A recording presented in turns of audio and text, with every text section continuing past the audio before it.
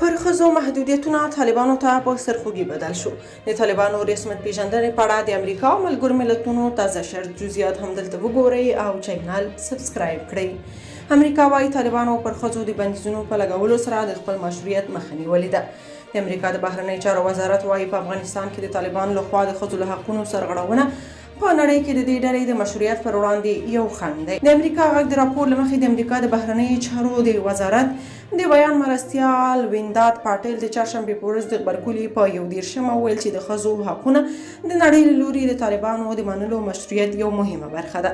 هغه زیاته کړې ده تر هغې چې طالبان خپل نیمایي نفوس ته د نورو نیمایي نفوس په څیر حقونه، امتیازات او لاسرسی ورنکړي، نه یوازې دا چې د افغانستان راتلونکی شاته ساتي بلکې په پرلهپسې ډول د خپلو غوښتنو پر وړاندې درېږي.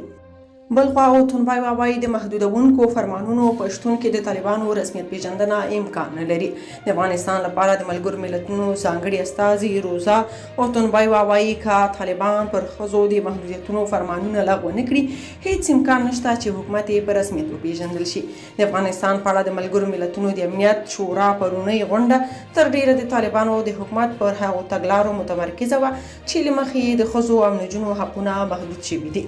د افغانستان لپاره د ملګرو ملتونو د سرمنشي ځانګړي استازي روزا اوتونبای غونډې ته په خپله وینا کې یو ځل بیا له طالبانو غوښتل چې پر ښځو د محدودیت فرمانونه لغوه کړي.